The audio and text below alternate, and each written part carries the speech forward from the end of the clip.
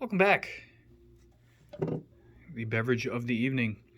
I'll apologize for I haven't done a video. I haven't really sat down at my desk in well over a week. Last week, other than coming down here and popping a battery on it too, just to charge and walk in and out, grab something, I didn't do anything. I've been extremely busy. Our picnic at the gun range is coming up, and I'm in charge of a tremendous amount with that. So my attention has been there, and just been kind of stressed lately. I don't know what the hell it is. Just been feeling off mentally, just burnt out.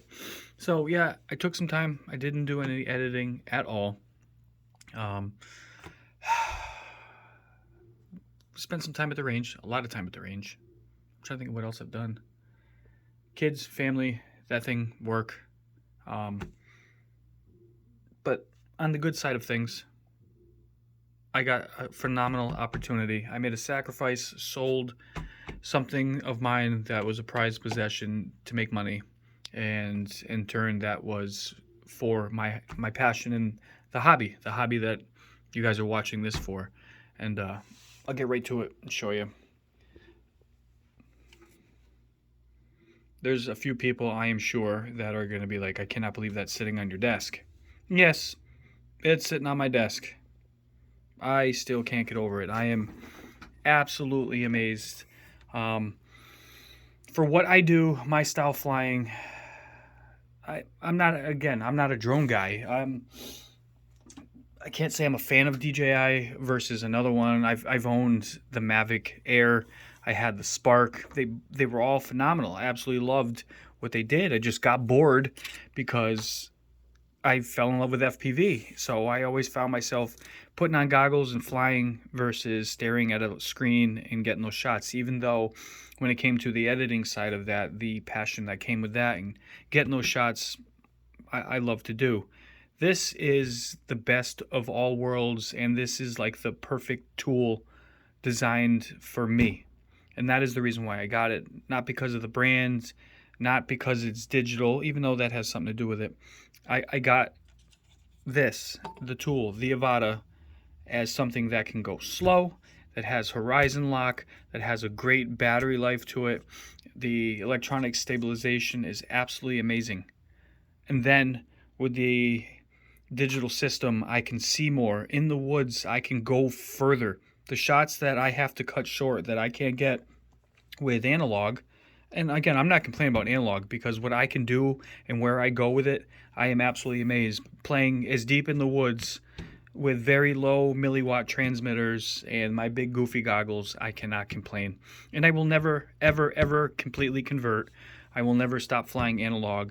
But for certain shots in certain places that I want to go and get shots, this was my opportunity. When I go to the shore and I want to fly out over the ocean with no fear of fail-safing and being able to get really close to the boats and see the wires to the boats and stuff like that and get great aerial shots on top, I can do that with this. I can take pictures, which everybody seems to forget with an FPV quad, drone style thing like this, that it takes phenomenal photos. So places that I go that I want to remember, like my house, for example, something as silly as my house, I'd like to have a cool shot from above, just as a remembrance of the house. I've been here a long time, and to see that would be cool, and I've done it, but I'm going to do it with that too. It has a lot of neat features that the more I watch the damn videos, the more I'm like, shit, my wallet, where's my wallet, shit. So, like I said, I had to make some sacrifices, and I sold a few things to break even with this. I'd be showing you footage in here somewhere, but because I delayed and waited,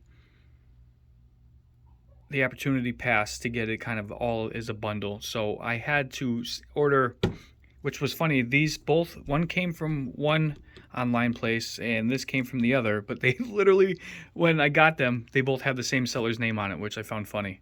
So that was really cool. And it was ordered on a Friday and actually got them yesterday on a Monday, which was really, really cool. So it's exciting to see them here. I've set these up, but I can't even pop test it.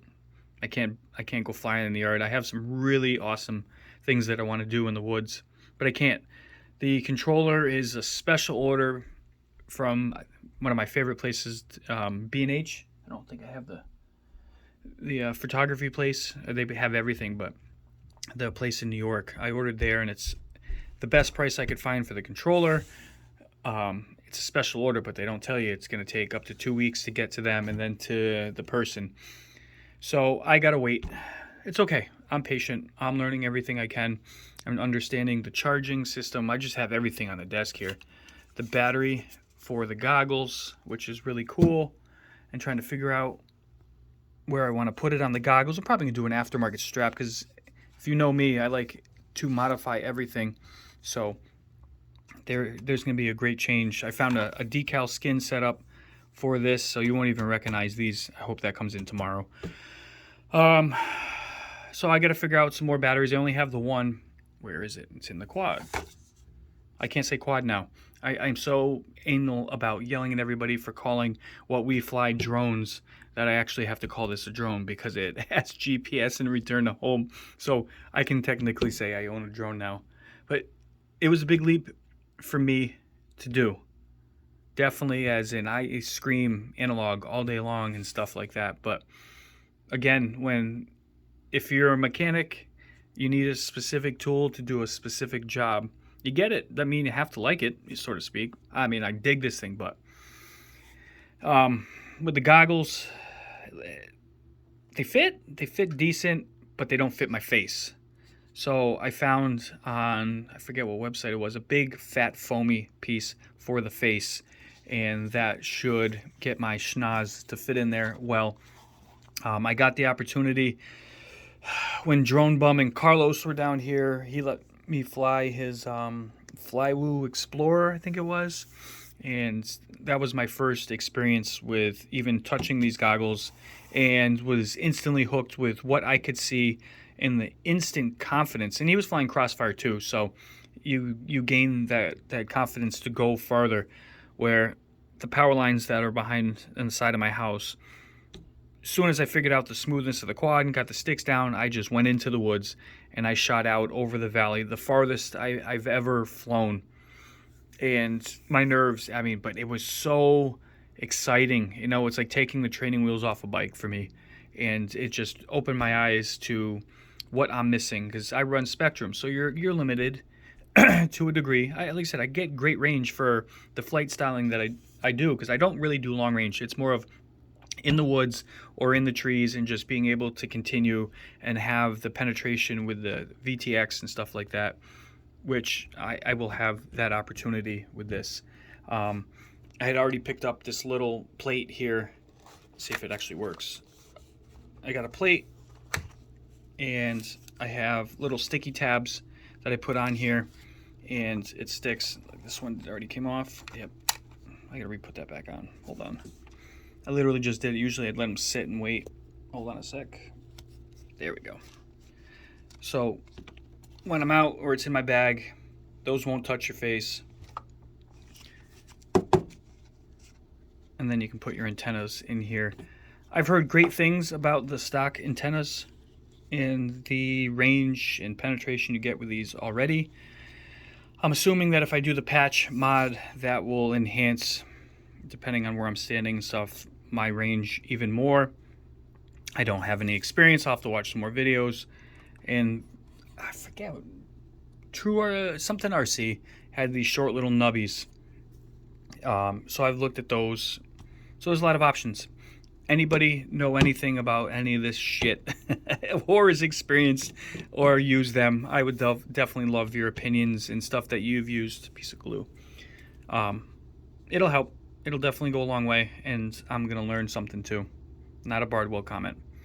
I think that's it for now.